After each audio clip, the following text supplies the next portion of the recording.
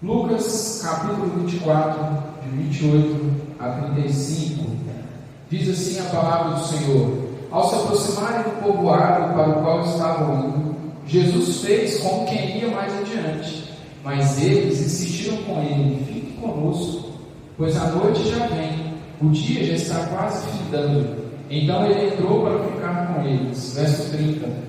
Quando estava à mesa com eles, tomou o pão, deu graças e partindo-o, deu a eles. Então os olhos deles foram abertos e o reconheceram, e ele desapareceu da vista deles. Perguntaram-se então um ao outro: não estava queimando o nosso coração enquanto ele nos falava no caminho e nos expunha as Escrituras? Levantaram e voltaram imediatamente para Jerusalém. Ali encontraram os 11 e os que estavam com eles reunidos, que diziam: é verdade, o Senhor ressuscitou e já apareceu a Simão. Então os dois contaram o que tinha acontecido no caminho e como Jesus fora reconhecido por eles enquanto partia o pão. Vamos orar mais uma vez? Paizinho querido, mais uma vez nós estamos diante da Tua palavra para aprender com esses discípulos que estavam a caminho de Emaús. Senhor, fala ao nosso coração, nos ensina, nos instrui, e que ao final deste culto, Pai, possamos reconhecer o Senhor como nosso único e suficiente Salvador, dedicar-te a Ti nossas vidas e viver para Ti como cantamos. É o que oramos no nome santo do Teu Filho Jesus. Amém. E graças a Deus. Você pode se sentar. Pensando um pouco, meus irmãos, sobre o trecho do texto que nós lemos na semana passada, nós lemos do 13 até o 27, nós notamos que a volta destes discípulos, e depois você pode ler esse caso ou pode acompanhar o sermão da semana passada, a volta deles não foi uma volta comum, e não foi uma volta um tanto quanto vitoriosa, um tanto quanto triunfante. Lembre-se de que pensamos no sermão anterior e em como eles relataram a Jesus com tristeza enquanto voltaram. A Bíblia diz que eles estavam tristes enquanto relatavam para o Senhor tudo o que tinha acontecido em Jerusalém e como Jesus havia morrido e não havia cumprido aquilo que eles esperavam que ele cumprisse. Um pastor batista bem famoso, chamado Luiz Saião, ele dirá que provavelmente esses homens pertenciam ao grupo dos 70. Você se lembra do grupo dos 70? Jesus tinha 70 discípulos e mandou que esses discípulos fossem e pregassem o Evangelho. Provavelmente eles estavam nesse grupo e eles tiveram essa experiência evangelística que está registrada em Lucas 10. Ele dirá que esse retorno para casa tem um sabor de derrota, é uma volta amarga, por isso eles estavam tristes.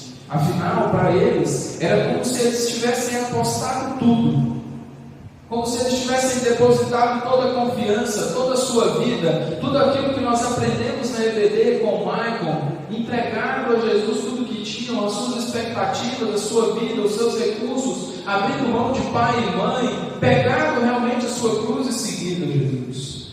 Mas parece que a aposta, eles apostaram em um tiro, uma bala que saiu pela culatra. Decepcionados então, eles provavelmente deixaram o grupo dos discípulos que ficou em Jerusalém e voltaram para casa.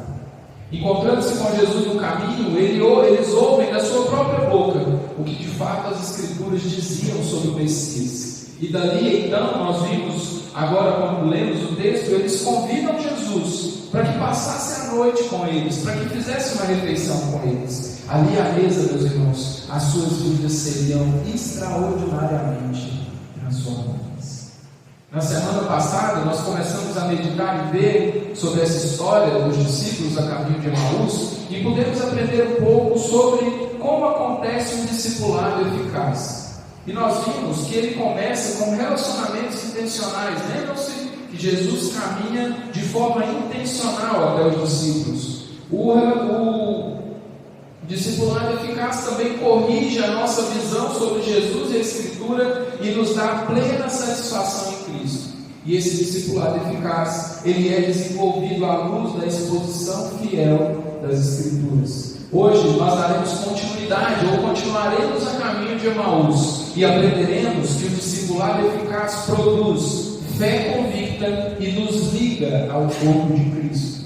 O discipulado eficaz produz fé convicta e nos liga ao corpo de Cristo. Nós vamos fazer isso em 2 pontos. O primeiro ponto, o discipulado eficaz produz fé convicta. Veja comigo o verso 30 do nosso texto. Diz assim: quando estavam à mesa com eles, tomou o pão, deu graças, partiu e deu a eles. Verso 31. Então os olhos deles foram abertos e reconheceram, e ele desapareceu da vista deles. Perguntaram um ao outro: não estava ardendo os nossos corações dentro de nós, enquanto nos falava a caminho de Emaús e nos expunha as Escrituras? Verso 33. Levantaram-se e voltaram imediatamente para Jerusalém. Meus irmãos, que caminhada significante, que caminhada maravilhosa. É verdade que eles não reconheceram Jesus, mas conversando sobre esse texto com o pastor Nilton, ele disse algo interessante. Ele disse: pense em como o papo estava bom. O papo estava tão bom, a conversa era tão boa, que era capaz de fazer os corações entrarem em chamas, era capaz de fazer o coração arder. A Escritura diz que no momento em que Jesus parte o pão, os olhos daqueles discípulos são abertos. Eles relembram então que havia algo diferente durante o caminho de Emaús. Enquanto Jesus expunha as Escrituras, uma chama ardia em seus corações. Enquanto eles ouviam o Mestre, o próprio Jesus, a própria palavra que João vai dizer no capítulo 1, que Jesus é o Verbo que se fez carne. Enquanto ouviam o próprio Jesus ouvindo, explicando as Escrituras, o coração daqueles discípulos era tornado em chamas. Imediatamente então aqueles homens saem em direção a Jerusalém, e chegando à presença dos 11 apóstolos e talvez de mais alguns discípulos que estavam ali, que estavam trancados. Você se lembra disso? João vai relatar isso, que de medo os discípulos se trancam em uma casa e ficam ali com medo daquilo que viria a acontecer com eles. Eles também estão decepcionados pelo mesmo motivo. Tamanha é a decepção que em João vai dizer que em dado momento Pedro convoca eles para fazer o quê? Voltar a pescar. A decepção que esses dois tinham a caminho de Emaús também tomava os 11 apóstolos e os discípulos que tinham ficado em Jerusalém. Veja que mudança de chave extraordinária acontece aqui, meus irmãos. Enquanto eu li esse texto, enquanto eu percebi essa mudança, o meu coração foi se enchendo de alegria, e é um cenário tanto quanto maravilhoso. Aqueles que estavam indo para suas casas, tristes e decepcionados, abatidos, nada podia trazer alegria àqueles corações, agora se levantam depressa e resolvem fazer todo o caminho de volta, não só para Jerusalém, mas também fazer o caminho de volta, a comunhão com os discípulos, a comunhão com o que naquela época era a igreja. Meus irmãos, que coisa maravilhosa. Pense o quanto esse caminho foi feito de uma forma diferente. Aqueles que estavam indo de Jerusalém para Emaús, por volta de mais ou menos 11 quilômetros de caminhada, abatidos, tristes, agora voltam e tudo se fez novo, tudo é diferente. O caminho já não é mais triste, os passos já não são passos entristecidos, os passos são largos, apressados, eles têm pressa de chegar aos discípulos. Não para contar o motivo da tristeza, não para relatar a angústia, mas para dizer: Cristo vive. Note que aqueles homens não eram incrédulos. Aqueles homens não eram pessoas que duvidavam de Jesus. De fato, meus irmãos, as suas convicções acerca dele estavam um tanto quanto ofuscadas pela decepção dele não ter atendido às expectativas que eles tinham. Mas no momento em que ele se revela a eles, a fé abalada que carregavam por todo aquele dia e por todo o caminho de Jerusalém a Emaús, é transformada em fé viva, em fé convicta. Aquele fogo que ardia de forma confusa e estranha, que eles não sabiam explicar enquanto Jesus expunha as Escrituras, agora incendeia de clareza aqueles corações, porque a exposição da Escritura, meus irmãos, preste atenção nisso. A A exposição da Escritura só produzirá fé no meu e no seu coração quando Jesus resolver se revelar a nós. Meus irmãos, eu fico pensando, eu gosto de pensar sobre essas coisas, eu gosto de visualizar o texto enquanto eu leio, e eu fico pensando quando Jesus se revela e a Bíblia diz que ele se revela e desaparece. E não pense que Jesus se revelou, levantou da mesa e saiu pela porta. Não, ele desapareceu mesmo, de forma mística, de forma miraculosa. E eu fico pensando aqueles discípulos olhando um para o outro e agora tudo faz sentido. Agora aquele calor que nós sentíamos no nosso coração, a chama que ardia no nosso coração faz todo sentido. Era o Mestre que nos falava. Meus irmãos, que maravilha. Antes de se revelar, nada fazia sentido, nada trazia alegria, o caminho era longo, a caminhada era triste. A tristeza, então, quando Jesus se mostra, se torna em alegria. A vida se transforma, a fé, meus irmãos, é consolidada. E o desejo de abandonar a igreja, de abandonar o grupo de discípulos, o desejo de abandonar a missão que outrora tinham assumido, agora é vestido num urgente desejo de se unir novamente ao grupo dos discípulos, de estar junto de novo com aqueles aos quais compartilhavam a mesma fé, compartilhavam a mesma esperança. O desejo não era mais de se apartar, não era mais de ir embora, mas era de estar junto novamente. A fé convicta, produzida por um discipulado eficaz, meu irmão, não é apenas para o crente.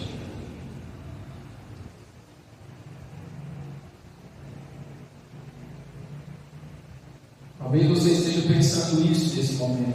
Você falou que os discípulos eram crentes, então esse tipo de fé, esse tipo de relacionamento é só para crente. Não. A fé convicta, que é produto de um discipulado eficaz, ela não é apenas para o crente, que assim como aqueles discípulos está desanimado e pensando em abandonar a igreja, ela também é combustível diário para aquele que caminha firmemente com Jesus e em comunhão com a igreja segue firme. Essa fé produzida quando Jesus se revela, que é produzida pelo discipulado, ela também é para aquele que nunca confessou Jesus Cristo, para aquele que nunca creu, para aquele que acha que o Evangelho, que servir a Deus, que participar de uma igreja é uma bobeira inventada em algum século perdido. Essa fé, meu irmão, é capaz de te salvar, ela é capaz de transformar a vida de cada um de nós. Seja você aquele que nunca creu, que nunca depositou a sua fé em Jesus Cristo. Seja você aquele crente que está desanimado, que está triste, que às vezes até está afastado de coisas na igreja e diz: eu não quero me envolver. Mas ela é também para aquele que está firme, precisa de combustível diário para continuar a caminhada. Quem sabe em algum momento o seu coração também já tenha ficado em chamas, como o coração daqueles discípulos ficou.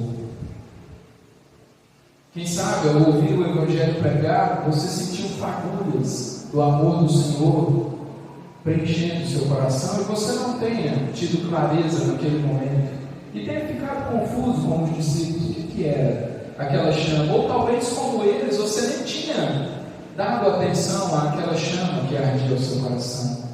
E hoje, quem sabe, ouvindo essa história dos discípulos a caminho de Emaús, você entende que aquela fagulha que ardia, que a chama que queimava no seu coração, era Jesus pregando o Evangelho, se mostrando a você através da palavra pregada, a fim de produzir no meu e no seu coração fé viva, fé eficaz, fé que é suficiente. E o segundo ponto, o discipulado eficaz produz anseio por comunhão. Veja o verso 33: levantaram-se eles e voltaram imediatamente para Jerusalém. Ali encontraram os 11 e os que estavam reunidos, que diziam: é verdade, o Senhor ressuscitou e já apareceu a Simão Pedro. Os versos 33 e 34 nos contam que eles saíram imediatamente. Provavelmente nem terminaram de comer o pão que o Senhor havia partido. Meus irmãos, eles não ligavam se iriam viajar a noite toda, eles já estavam jantando, então isso era depois das 6 da tarde. A viagem não era uma viagem curta, era 11 quilômetros a pé, não era meia hora, não era uma hora de caminhada, era uma caminhada considerável, mas eles não ligavam para isso. Eles não ligavam se estavam cansados da viagem anterior. Eles apenas se levantaram e imediatamente foram. Chegando lá, eles começaram a contar para o pessoal que havia ficado em Jerusalém tudo o que havia acontecido. E olha que maravilha. Olha como Deus trabalha, meus irmãos. Não houve tanta surpresa naquele encontro. Sabe por quê? Porque Jesus já havia aparecido a Simão Pedro, Jesus já havia aparecido às mulheres que foram ao túmulo, e o que eles tinham a dizer era: é verdade, tudo que vocês estão dizendo é verdade, o Senhor já ressuscitou. Com a fé restaurada e agora convicta, aqueles homens fazem o caminho de volta a Jerusalém, correm imediatamente aos discípulos que haviam permanecido ali. Irmãos, quem sabe qual é o assunto agora? Você pode imaginar sobre o que eles conversam? Será que falam sobre a mesma coisa? É triste a vida, Jesus foi embora, não? O caminho é feito de uma forma totalmente diferente.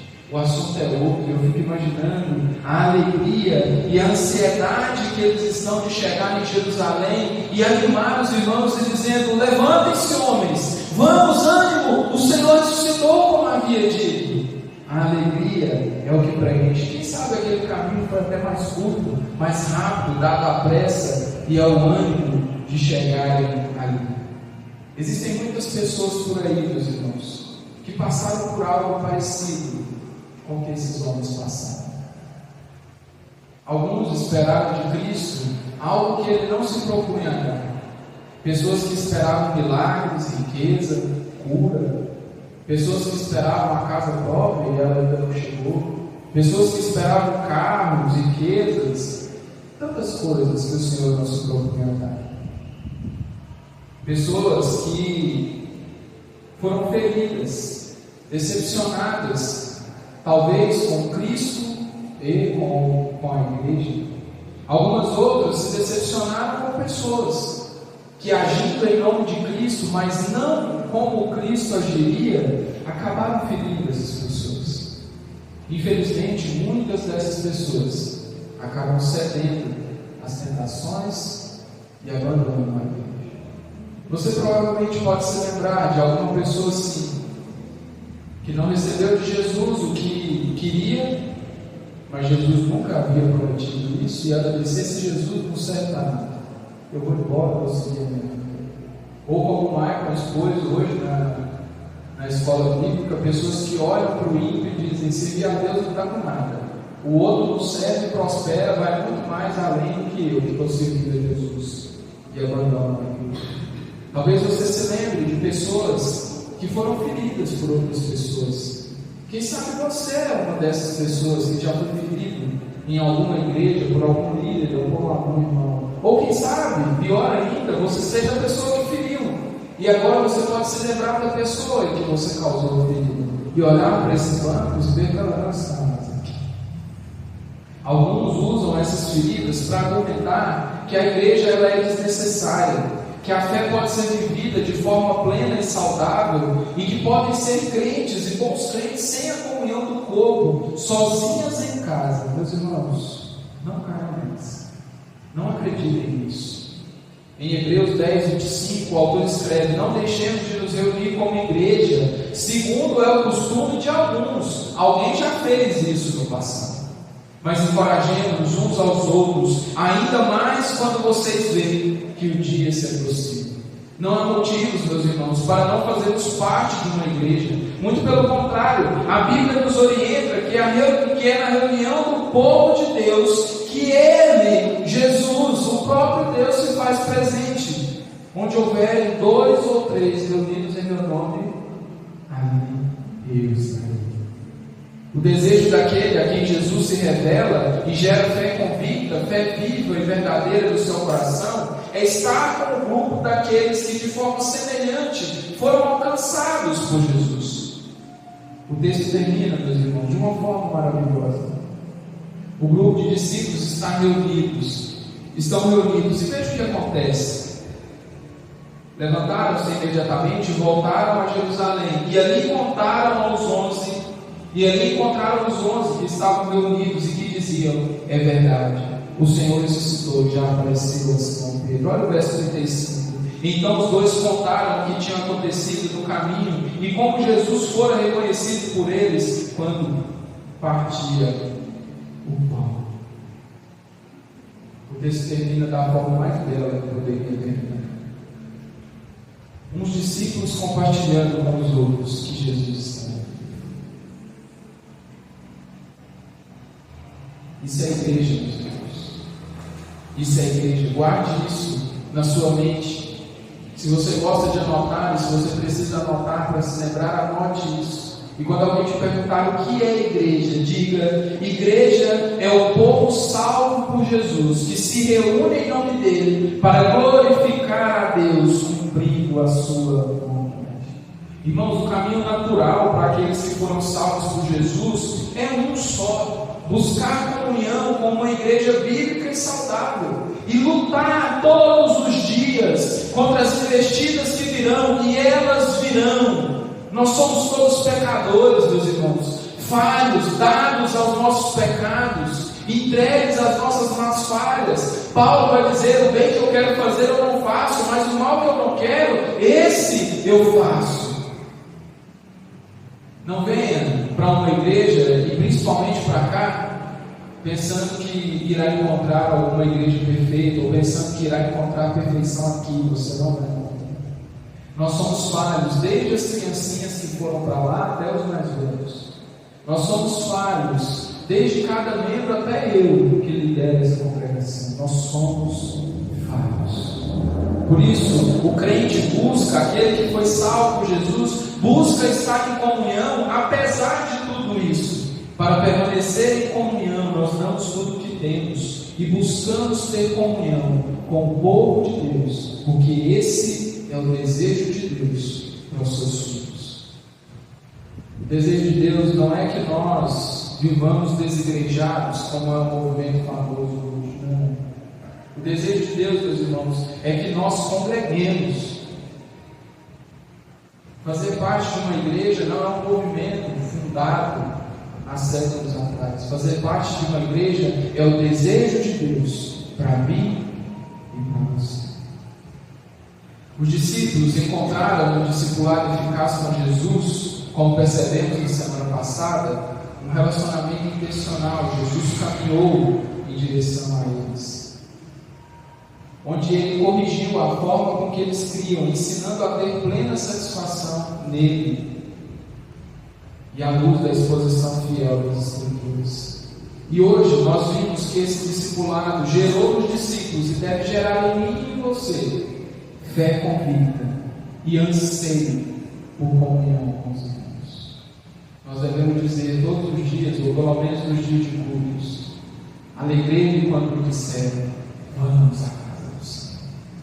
Não que a nossa alegria esteja no prédio, não que a nossa alegria esteja em se assentar nesses bancos. Não, a nossa alegria está em estarmos juntos, servindo ao Senhor, porque é aqui, é na Assembleia dos Santos, é na reunião dos justos, é na congregação dos salvos que o Senhor se faz presente. É nessa reunião que Ele opera em mim e em você e através de nós.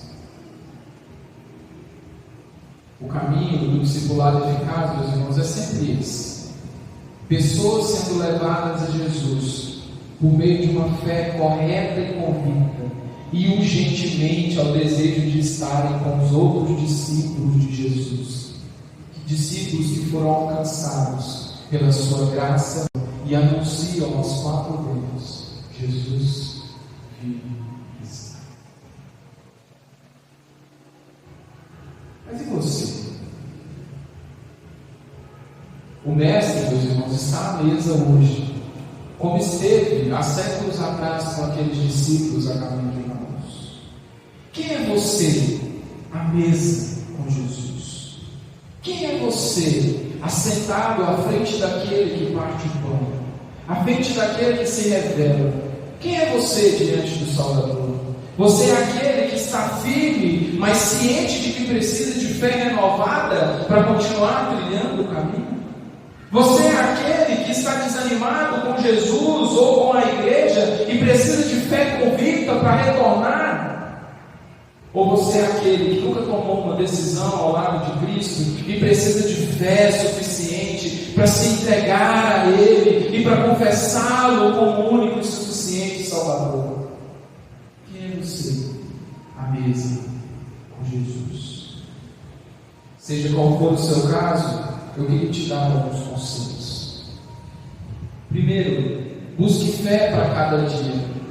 Se você é um crente convicto daquilo que crê, vigie sobre essa convicção, para que ela não se torne em soberba, para que ela não se torne em um sentimento de autossuficiência, de que você não precisa de mais nada. Afinal, a Bíblia nos aconselha: aquele que pensa estar de pé, cuidado para que não caia. A você, crente, que está firme em Senhor, vigie também, para que as suas convicções não sejam engolidas pela realidade dura que nos cerca. Nós não vivemos uma vida fácil, meus irmãos. Não é fácil ser crente, como o Michael disse no EBD. É duro, e a Bíblia nunca nos enganou sobre isso. Por isso, vigie a sua fé, para que quando os espinhos dessa vida vierem, as lutas e as dificuldades vierem, a sua fé não seja tragada por isso. As decepções e dores dessa vida tentam ofuscar a visão e a nossa relação com Jesus. E o que Ele deseja para que isso não... O que nós podemos fazer para que isso não aconteça é fazer uso abundante e constante dos meios de graça.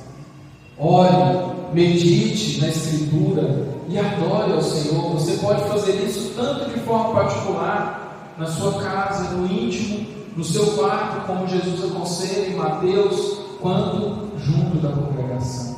Ore, meu irmão, medite na Escritura, adore ao Senhor. Paulo assim nos aconselha: enchei-vos do Espírito Santo. Segundo conselho, busque fé para retornar. Talvez assim como aqueles discípulos, você tenha abandonado ou esteja frio em relação à sua comunhão com o corpo. Se esse é o seu caso, meu irmão, além de buscar o fortalecimento através dos meios de graça que nós falamos, o meu conselho para você é que você urgentemente busque os meios para curar as suas feridas, para curar as feridas que levaram você a se afastar da comunhão com o corpo. Se você se afastou por meio do pecado, confesse-os ao Senhor. Ele é fiel e justo, meus irmãos, para se confessarmos os pecados, como João disse. Ele é fiel e justo para perdoar os nossos pecados e nos purificar da nossa injustiça. Se o que te afasta de Jesus são os seus pecados, é a culpa que te consome, confesse ao Senhor. Leve a Ele as suas angústias, leve a Ele os seus erros. Se o que te afasta da comunhão com o corpo são os problemas de relacionamento, sejam causados por você ou contra você, meu irmão, não perca tempo, não deixe que o tempo passe. Levante-se urgentemente, se possível hoje, ao final deste culto, vá em direção à pessoa ou às pessoas que você precisa tratar esses problemas. Jesus ordena que nós façamos isso. Eu não estou aqui inventando nada. Veja Mateus, capítulo 18, a partir do verso 15. Se o seu irmão pecar contra você, vá e a sós com ele, mostre-lhe o erro. Se ele ouvir, você ganhou o seu irmão. Mas se ele não ouvir, leve consigo mais um ou dois, de modo que qualquer acusação seja confirmada pelo depoimento de 2 ou 3 testemunhas. Se ele se recusar a ouvi-los, conte à igreja. E se ele se recusar a ouvir também a igreja, trate-o como um gentil e publicano. Isso aqui é para a gente expulsar o irmão da igreja e nunca mais olhar na cara dele? Não. Tratá-lo como gentil e publicano é tratá-lo como alguém que precisa ser alcançado de fato pelo Evangelho. Você não vai tratar aquela pessoa mais como um crente, mas como um descrente, que precisa se converter. Então, por isso, se o seu problema é esse, trate. Levante-se hoje e trate. E seja qual for o seu caso, seja pecado, ou seja divisão, seja briga com algum irmão, alguma desavença, se você julgar necessário, me procure. Diga, pastor, eu preciso de ajuda para tratar o problema. Eu quero voltar à comunhão do corpo. Eu quero estar com a igreja. Eu quero servir a igreja, mas algo me impede. Me procure. Eu estou à disposição para te ajudar em relação a isso. Terceiro conselho: busque fé para se entregar. Quem sabe você não se encaixa em nenhum dos dois grupos assim. E o que você precisa é crer de fato em Jesus e se entregar por inteiro a Ele. O meu conselho para você é o conselho que eu mais tenho dado ao final do meu sermões. O Evangelho foi pregado. Eu te apresentei o caminho é Jesus Cristo. Ele está aqui hoje. E o desejo dele é salvar todo aquele que crê e levar-nos à vida eterna. O meu conselho está em Hebreus capítulo 3 e diz: se hoje ouvirem a sua voz, não endureça o coração. Creia, meu amigo, tão somente creia.